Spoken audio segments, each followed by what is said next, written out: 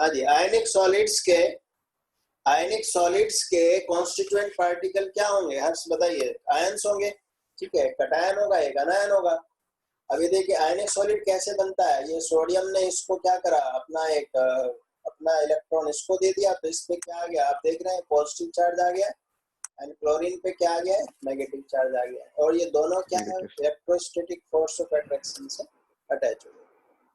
तो ionic solids are formed by ionic compounds like NaCl, MgCl, KCl, and these solids have 3D network of constituent cations and anion. इसमें constituent particle क्या होंगे, cation and anion होंगे, atom या molecule नहीं होंगे जैसा कि मॉलिक्यूलर सॉलिड्स में होता है। इसमें ions are held together by strong electrostatic force of attraction. इसमें जो आयंस हैं they are held together by strong electrostatic force of attraction. हाँ, अब बिकॉज यहाँ पर जो फोर्स ऑफ अट्रैक्शन है वो स्ट्रॉन्ग है, तो वो फिर फोर्स ऑफ अट्रैक्शन इसकी प्रॉपर्टीज में भी रिफ्लेक्ट होता है। कैसे रिफ्लेक्ट होता है कि these solids are hard and brittle. Harsh आगे, हर्ष है मौजूद यहाँ पर? हर्ष है? यस सर, मैं यही हूँ। ठीक है। These solids are hard and brittle. ये सॉलिड्स क्या होंगे, हार्ड होंगे लेकिन ब्रिटल होंगे। हार्ड क्यों होंगे, क्योंकि इलेक्ट्रोस्टैटिक फोर्स ऑफ अट्रैक्शन है, इसीलिए इनका high melting and boiling point होता है। अच्छा मुझे बताएगा जो NaCl होता है, NaCl जो नमक जो जिसको हम खाते हैं वो कितने डिग्री पे मेल्ट होता है?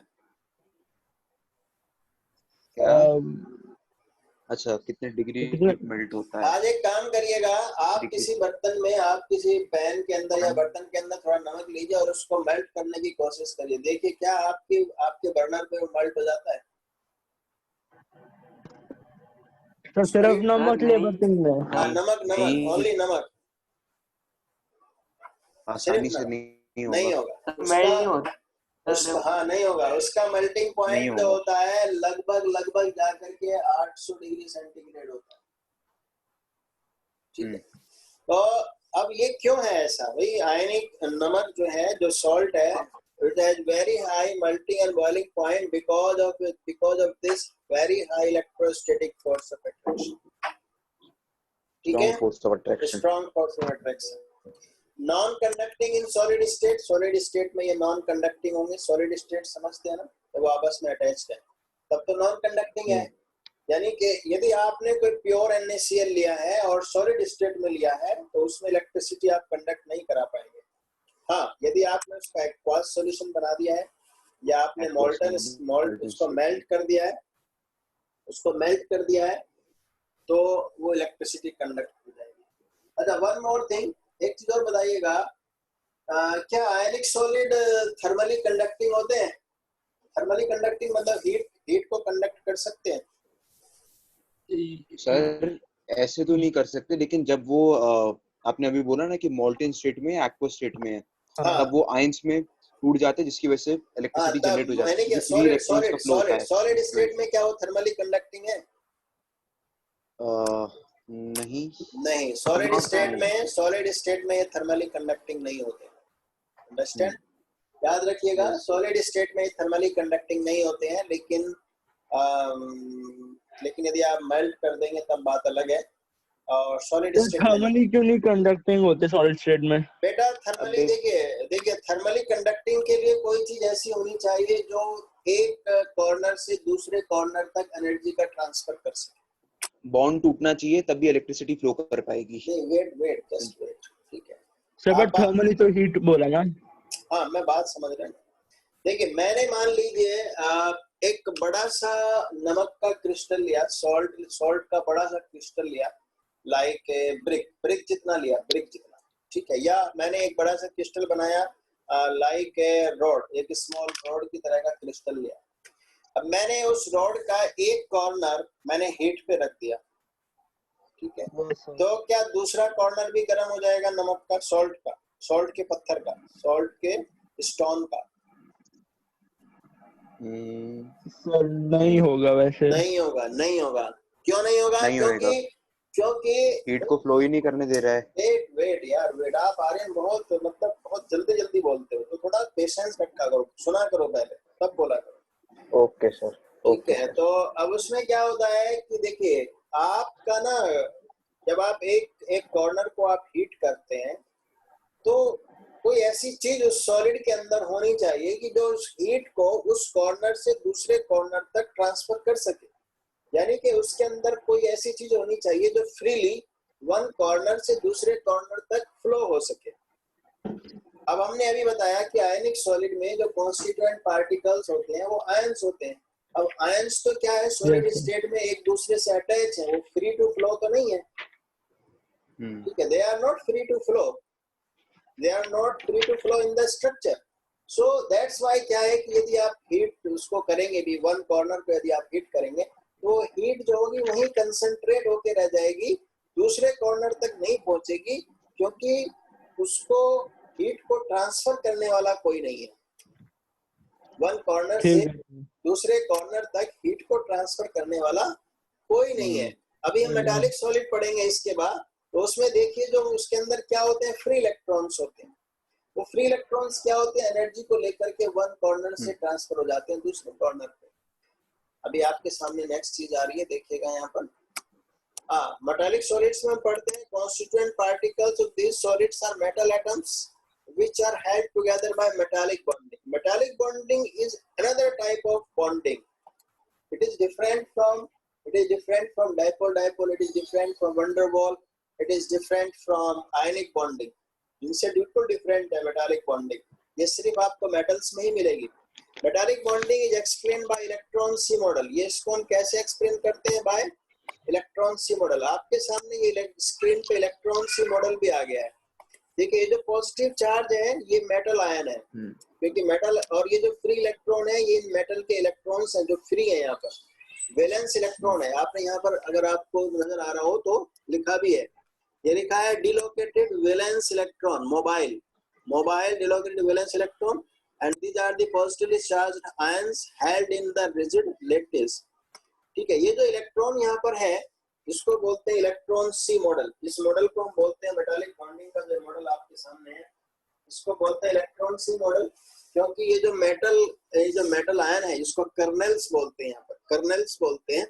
these are embedded in the sea of electrons, and these electrons are free to move in the system। ये इधर से इधर कहीं भी जा सकता है, लेकिन इससे बाहर नहीं जा सकते। अब बिकॉज इस मेटल के अंदर ऐसे फ्री इलेक्ट्रॉन्स घूमते रहते हैं जो एक कॉर्नर से दूसरे कॉर्नर तक घूमते रहते हैं। अब इस फ्री इलेक्ट्रॉन्स की वजह से इसकी प्रॉपर्टी में आप देखेंगे रिफ्लेक्शन आता है। प्रॉपर्टी में आपका यहाँ पर ये प्रॉपर्टी में आपका रिफ्लेक्शन आता है इन फ्री इलेक्ट्रॉन्स का। कैसे आता है, electrically and thermally conducting in solid state. ये चीज सॉलिड स्टेट में भी क्या हो गए, थर्मली एंड इलेक्ट्रिकली कंडक्टिंग हो गए। क्यों हो गए, क्योंकि इनके अंदर फ्री इलेक्ट्रॉन्स है। ठीक है, फ्री इलेक्ट्रॉन्स की वजह से थर्मली। अब मैंने क्या करा, मान लीजिए मैंने इधर आपकी क्या करी, हीट की। मैंने इस कॉर्नर पे हीट लगाई, तो क्या होंगे, ये इलेक्ट्रॉन एनर्जी लेकर के इस कॉर्नर से दूसरे कॉर्नर चले जाएंगे, और इस एनर्जी को इस कॉर्नर से इधर ट्रांसफर करके फिर आएगा, फिर ले जाएगा, फिर आएगा, फिर ले जाएगा। इस तरह से पूरे सिस्टम में क्या होगा, एनर्जी का फ्लो होता चला जाएगा, और इस तरह से हीट जो है वो ट्रांसफर हो जाएगी one corner to another corner. Right sir? हाँ बोलो सर। तो जो हीट है वो यहाँ पे कांस्टेंट रहेगी, या फिर मतलब कि एक पॉइंट पे बहुत ज्यादा हो जाएगी, दूसरे पॉइंट पे कम हो जाएगी? थोड़ा सा तो एक कॉर्नर पे ज्यादा रहेगी, दूसरे कॉर्नर पे भी रहेगी, लेकिन थोड़ा कम रहेगी। ठीक है, लेकिन ऐसा नहीं है कि बिल्कुल नहीं रहेगी। जैसे आप चम्मच को आप पकड़ के गर्म करते हैं, आप चम्मच को, अपने स्पून को आप पकड़ करके बर्नर पे गर्म करिए, एक जगह होता है। क्या होता है, एक जगह होता है ना गर्म। आप थोड़ी देर में क्या होगा, कितनी देर तक आप पकड़ सकता है ऐसा चम्मच को हीट पे रख करके, पकड़ लेगा पूरे दिन? नहीं सर, उसके बाद तो वो पीछे वो आ जाएगा ना, वो क्या कहते हैं, पीछे एक जगह गर्म होगा, उसके पीछे आ जाएगा वो। उसके बाद क्या होगा, शुरुआत में तो वन कॉर्नर गर्म होगा, लेकिन धीरे धीरे क्या होगा, जिस कॉर्नर को आपने पकड़ रखा है वो भी गर्म हो जाएगा। Yes sir. लेकिन पत्थर के केस में ऐसा नहीं होगा। जो स्टोन्स है, स्टोन्स में ऐसा नहीं मिलता है। स्टोन्स में क्या होगा, अगर एक कॉर्नर आप गर्म कर रहे हैं तो दूसरा कॉर्नर नहीं गर्म होगा, आप पकड़े रखिए। लकड़ी में भी ऐसा, वुड में भी ऐसा नहीं होता। वुड को तभी तो हम हाथ से पकड़ लेते, आगे जलती रहती, पीछे से आप हाथ से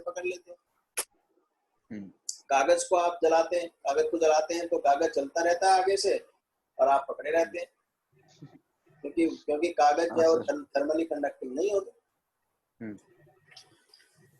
ठीक है, तो इसीलिए ये क्या है, ये फ्री इलेक्ट्रॉन्स जो इसके अंदर है उसकी वजह से थर्मली इलेक्ट्रिकली कंडक्टिंग होता है।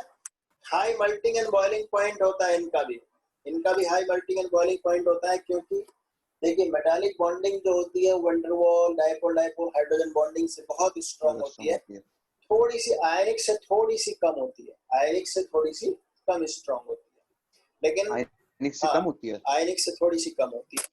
ऐसे क्यों? हाँ, आयनिक से थोड़ी सी कम होती है क्योंकि यहाँ पर ये इलेक्ट्रॉन्स जो है दूसरे आयन नहीं है, नेगेटिव चार्ज आयन नहीं है। ठीक है, तो यहाँ पर जो ये फ्री है, ये घूमते रहते हैं, तो इस वजह से थोड़ी सी कम होती है, लेकिन फिर भी काफी स्ट्रांग होती है, क्योंकि कुछ मेटल्स तो ऐसे भी होते हैं जो बहुत सॉफ्ट होते हैं, लेकिन कुछ बहुत ऐसे भी होते हैं जिनका मेल्टिंग पॉइंट बहुत हाई होता है, लेकिन कुछ मेटल्स का मेल्टिंग पॉइंट कम भी होता है, जैसे सोडियम है। ठीक है, सोडियम क्या है? Sodium is a pure metal. Sodium का मेटालिक कैरेक्टर हम सबसे अच्छा मानते हैं, जबकि वो बहुत सॉफ्ट है, चक्कू से कट जाता है। हाँ सर, ठीक है ना, आपने 10th में जो पढ़ा है ना मेटालिक कैरेक्टर क्या होता है? Along the period decreases, yes sir, along the period decreases और डाउन द ग्रुप इंक्रीजेस। और सोडियम कहाँ आता है? मतलब एक्सट्रीम लेफ्ट में आता है। तो जो एल्कली मेटल्स हैं they are the true metals, but वो क्या है? बहुत सॉफ्ट है, उनका मेल्टिंग पॉइंट, बॉइलिंग पॉइंट बहुत लो है। ठीक है, तो द रीजन इज दैट कि मेटालिक बॉन्डिंग तो उसमें अच्छी है, मेटालिक बॉन्डिंग तो अच्छी है, तभी तो वो ट्रू मेटल है, लेकिन मेटालिक बॉन्डिंग है यहाँ पर वो उतनी स्ट्रॉन्ग नहीं है जितनी कि आयरन वाले मेटल की है या कॉपर की है या दूसरे मेटल की, उतनी नहीं है। इसलिए कॉपर और आयरन जो होते हैं उनका मेटालिक कैरेक्टर सोडियम से कम है। मेटल है, they are metal, no problem, no issue, they are metals, but यदि हम उसका कंपैरिजन करेंगे मेटालिक कैरेक्टर का, तो सोडियम पोटेशियम के कंपैरेटिवली इनका मेटालिक कैरेक्टर कम होता है। अभी भी आप पढ़ेंगे तो ट्रू मेटल्स हम अल्कली मेटल्स को कहते हैं, alkali metals, alkaline earth metal, they are the true metal, जबकि हम जो ये आयरन वाले हैं इनको तो ट्रांजिशन मेटल बोलते हैं, ट्रांजिशन फेज में है, मेटल से नॉन मेटल के बीच की स्टेज में। चलिए ठीक है, तो ट्रांजिशन स्टेट में, हाँ। अब यहाँ पर आप देखेंगे मेटल्स की प्रॉपर्टी होती है, दे हैव लस्टर्स। मेटल्स क्या होते हैं? Malleable and ductile. अब आप एक बहुत इंपॉर्टेंट चीज देखिएगा, हमने क्या लिखा? आयनिक सॉलिड्स हार्ड एंड ब्रिटल होता है, हार्ड एंड ब्रिटल। ठीक है, आपके मॉलिक्यूलर सॉलिड्स भी अगर hard and brittle, soft and brittle होंगे, सॉफ्ट होंगे, अगर थोड़ी हार्डनेस भी होगी। अब जैसे आपका आइस है, आइस हमने क्रिस्टलाइन सॉलिड बोला था, क्या आइस मैलिएबल होता है? क्या आइस मैलिएबल होता है? नो सर, नहीं होता है, ब्रिटल होता है, आइस इज ब्रिटल। आप उस पर हिट करेंगे तो पीसेस में टूट जाएगा, लेकिन आप आयरन को और कॉपर को आप इसको पीटते रहिए, हिट करते रहिए हैमर से, तो फ्लैट हो जाएंगे, टूटेंगे नहीं, ब्रेक नहीं होंगे। ठीक है ना, तभी तो हम इनकी शीट्स बना लेते हैं, इनकी मेटल्स की शीट बना लेते हैं। अब ऐसा क्यों हो रहा है? ऐसा इसलिए हो रहा है, मान लीजिए आपने हैमर को यहाँ मारा तो ये इलेक्ट्रॉन एनर्जी लेकर के दूसरी तरफ चले जाते हैं, ये इलेक्ट्रॉन उस एनर्जी को क्या कर देते हैं? डिस्ट्रीब्यूट कर देते हैं। आपने इधर मारा तो ये इलेक्ट्रॉन इधर चले गए, डिस्ट्रीब्यूट कर दिया एनर्जी को। तो इसलिए क्या होता है, ये ब्रिटल नहीं होते, मैलिएबल होते हैं, क्योंकि जब आप एनर्जी देते हैं, आपने हैमर मारा तो आपने एनर्जी को ट्रांसफर किया और इलेक्ट्रॉन उस एनर्जी को लेकर के उसको मेटल के अंदर डिस्ट्रीब्यूट कर देता है, जिसकी वजह से वो मैलिएबल होते हैं। ठीक है, बात क्लियर हो गई? ऊपर वाले में आयनिक नहीं हो पाती ना, ऊपर वाले में तो आयनिक है, तो उसमें कोई फ्लो करने वाली चीज नहीं है, तो एनर्जी का डिस्ट्रीब्यूशन नहीं होता, वो एनर्जी एक ही जगह कंसंट्रेट रहती है और वो वहां इतनी ज्यादा हो जाती है कि उसको ब्रेक कर देती है। ठीक है, तो ये चीजें हैं। उसके बाद एक रह गया है, ये हो गया है आपका, नहीं ये 2 है, पहले मॉलिक्यूलर सॉलिड्स थे, ये 2 है और ये 3 है, इसको ठीक कर देंगे। एंड नाउ नेक्स्ट स्लाइड आ रही है आपके सामने, दैट इज द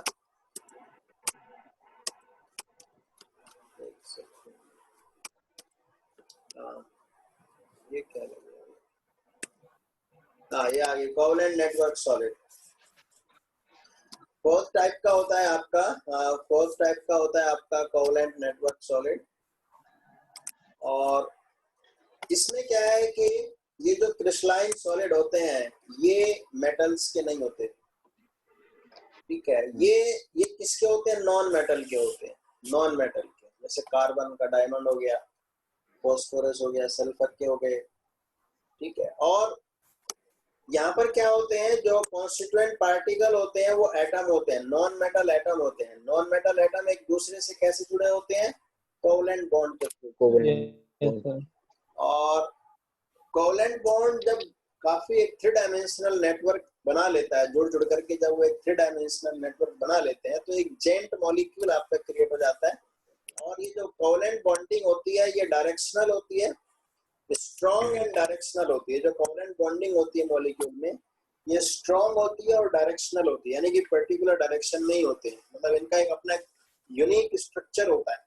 जैसे कार्बन जो होता है, कोई भी डायमंड का कार्बन होगा उसमें एक कार्बन जो होता है 4 कार्बन से जुड़ा होता है, 4 कार्बन से जुड़ा होता है, हर एक कार्बन 4 कार्बन से जुड़ा होता है। तो ये जेंट मॉलिक्यूल इस तरह से डायमंड का बनता है। ये ग्रेफाइट का हमने बनाया है। ग्रेफाइट इज एन एक्सेप्शन, अभी हम उसको बाद में डिस्कस करेंगे, पहले हम इसको डिस्कस करते हैं। तो मतलब कहने का ये है कि जो आपके कोवलेंट नेटवर्क सॉलिड्स होते हैं तो इसमें कोवलेंट बॉन्ड का एक 3 डायमेंशनल नेटवर्क क्रिएट होता है, जिसमें जो कॉन्स्टिट्यूएंट एटम्स हैं they are joined together through the strong covalent bonds. They are joined to each other through the strong covalent covalent. and because वो एक जेंट मॉलिक्यूल बना लेते हैं तो इसलिए उसका जो मेल्टिंग पॉइंट होता है और बॉइलिंग पॉइंट होता है वेरी वेरी हाई होता है, वेरी वेरी हाई। सबसे स्ट्रॉन्ग होती है कोवलेंट नेटवर्क बॉन्डिंग, मेटालिक से भी आयनिक से भी। तभी तो डायमंड का मेल्टिंग पॉइंट कितना होता है? डायमंड का मेल्टिंग पॉइंट कितना होता है बताइए? वैसे तो याद नहीं सर, 3600 डिग्री सेल्सियस। 3600 डायमंड का मेल्टिंग पॉइंट होता है 3600 डिग्री सेल्सियस, ठीक है। अब इतना हाई मेल्टिंग पॉइंट जो डायमंड का आप देखते हैं वो because of this 3D network. Diamond को हम हार्डेस्ट सब्सटेंस भी बोलते हैं, हार्डेस्ट बोलते हैं कि नहीं बोलते? Yes sir. क्यों बोलते हैं? क्योंकि ये बॉन्डिंग जब 3 डायमेंशनल में होती है तो बहुत स्ट्रांग होती है। हाँ बोलो, अब बोलो।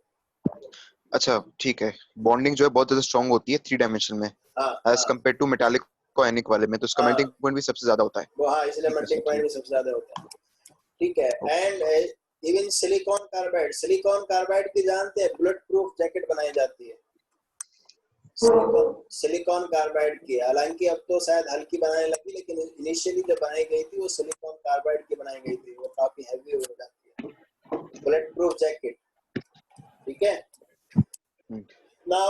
लेकिन इस अच्छा और चलिए, वेरी स्ट्रॉन्ग बॉन्डिंग की वजह से very high melting point, boiling point हो गया, लेकिन non conductor of heat and electricity होंगे ये। क्यों? क्योंकि कोई फ्री चीज है ही नहीं फ्लो करने के लिए, कोई बॉन्ड खाली नहीं है कोई। देखिए, इलेक्ट्रिसिटी कंडक्ट होने के लिए 2 चीजें होनी चाहिए, 2 में से कोई एक चीज होनी चाहिए, या तो फ्री आयन हो या फ्री इलेक्ट्रॉन हो।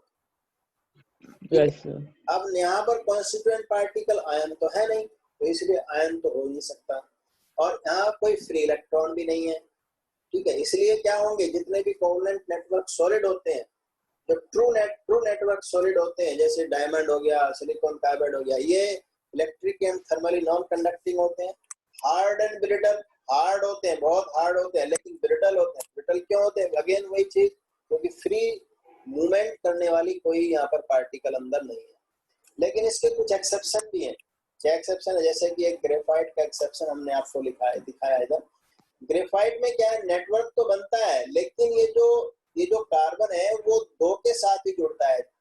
एक कार्बन, यहाँ पर एक कार्बन 4 के साथ जुड़ रहा है ना, देखो यहाँ पर हर कार्बन आप देखेंगे तो, जैसे मान लीजिए ये कार्बन लिया हमने, ये किसी का 1 2 3 के साथ जुड़ रहा है 3 एंड 4 के साथ होता है। फिर ये कार्बन भी क्या है 1 2 3 4 के साथ भी जुड़ेगा, इसने नहीं दिखाया है।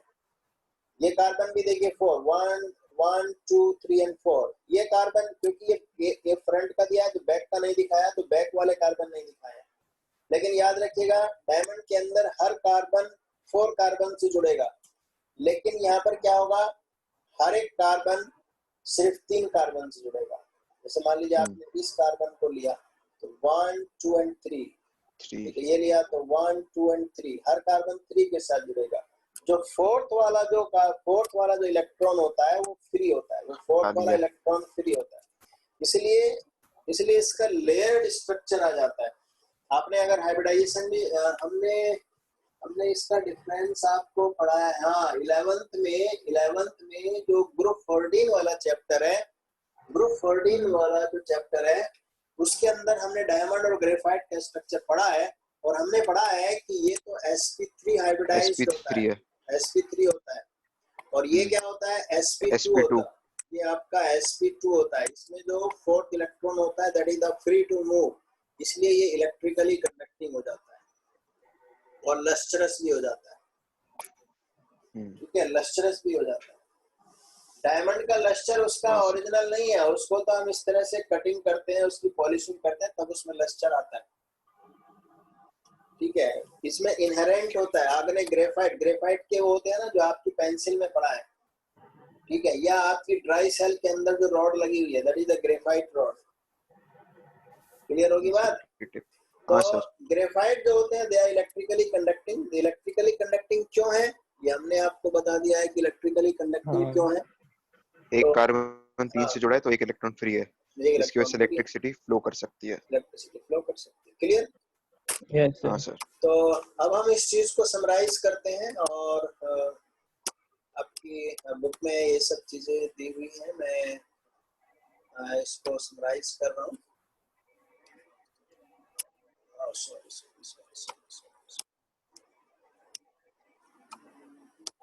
ये आ गया।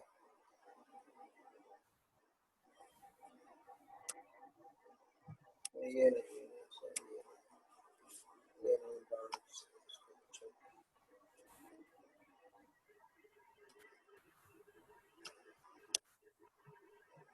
ये केमिस्ट्री बुक आ गई आपके सामने। हाँ सर। Yes sir.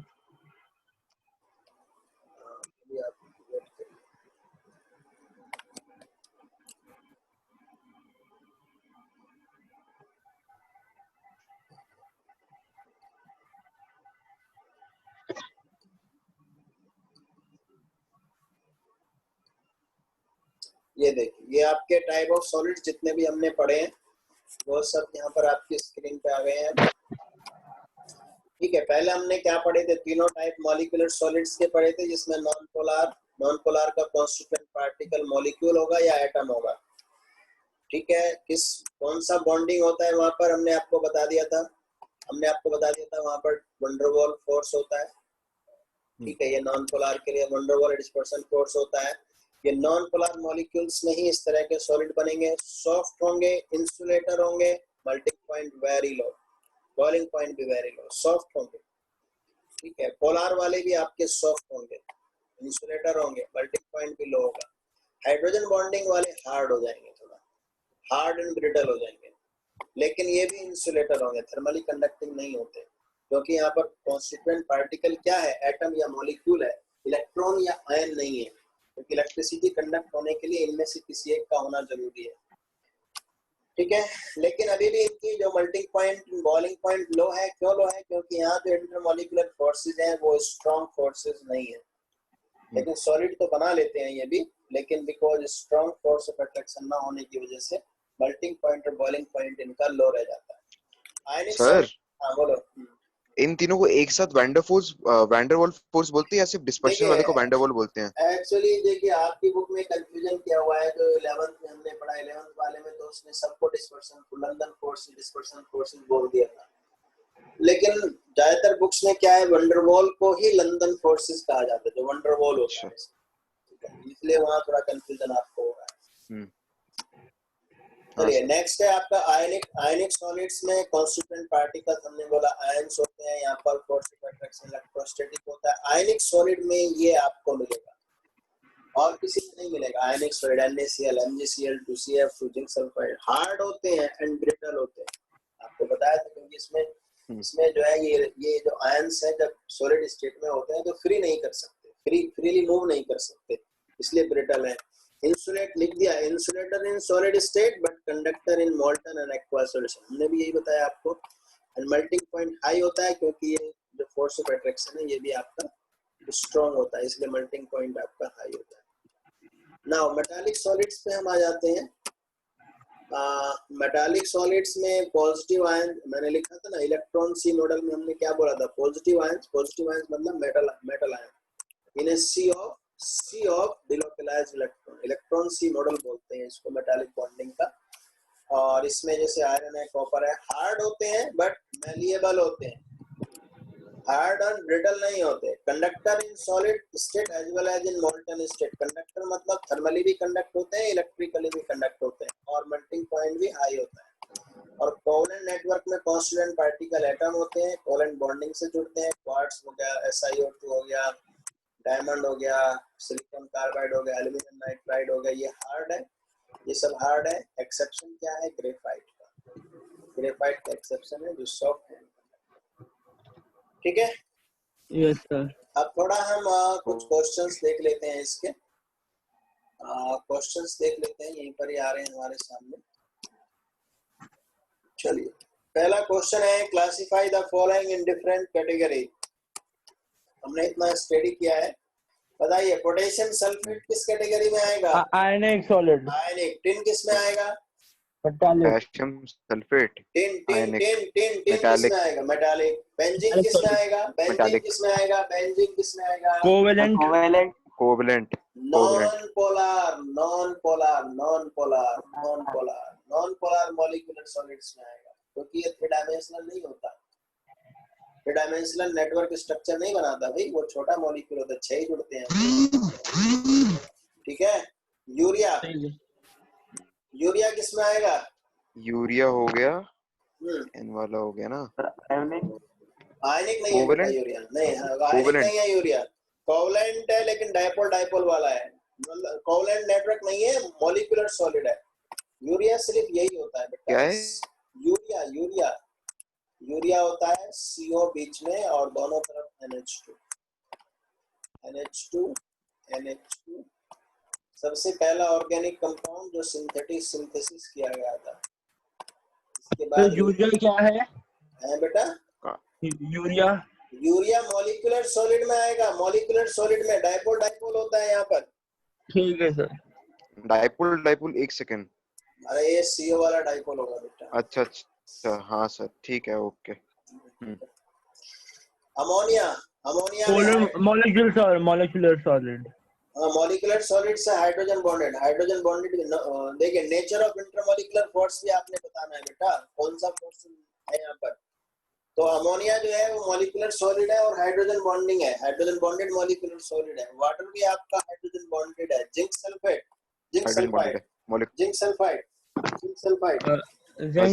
हो गया आयनिक है, आयनिक होगा बेटा, आयनिक ठीक है। Graphite covalent network, rubidium metallic, argon covalent, argon क्या, आर्गन बताइए, आर्गन का सॉलिड, कोवेलेंट आर्गन सो बोलिए नॉन पोलर होगा, नॉन पोलर मॉलिक्यूलर। अरे आर्गन होता है बेटा, आर्गन तो मोनोएटॉमिक होती है ना, मोनोएटॉमिक गैस होती है आर्गन। अरे आवाज आपकी धीरे आ रही है, नोबल गैस होती है ना आर्गन। आर्गन जो होती है मोनोएटॉमिक गैस है। ग्रुप 18 17 नहीं 18। सिलिकॉन कार्बाइड अभी आपको बताया, कोवेलेंट नेटवर्क, आयनिक नहीं, covalent network, yes sir, covalent network है ये। ठीक है। सॉलिड देखिए, अब क्वेश्चन है सॉलिड ए इज एक प्रॉपर्टी लिखी है, very hard electrical insulator in solid as well as in molten state and melts at extremely high temperature. बताइए कौन से टाइप का सॉलिड है ये? तो कोवेलेंट होगा, Ion- क्योंकि कोवेलेंट में ना फ्री इलेक्ट्रॉन्स होते हैं ना आयंस होते हैं। पूरा कोवेलेंट नेटवर्क बोलिए पूरा, क्योंकि मॉलिक्यूल्स, कोवेलेंट। हाँ ठीक है, covalent network. Ionic solids conduct electricity in molten state but not in the solid state. ये आपको बताई ऊपर दिया, वाला ही है। आपको हाँ, बताई सर। दिया है कि सॉलिड स्टेट में they are not free to move while in molten state the ions are free to move. What type of solids are electrical conductor, malleable and ductile? Metallic. Metallic solid. Metallic.